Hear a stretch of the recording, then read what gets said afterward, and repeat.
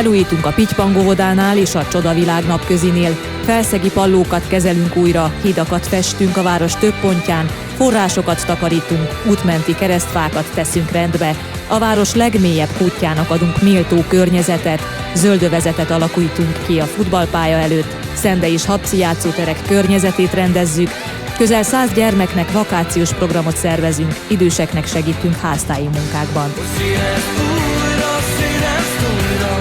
Szentmiklósi vagy? Szereted, ha rendezett a környezeted? Ne csak szemlélődj, fogd te is ecsetet, lapátot városunkért, otthonunkért.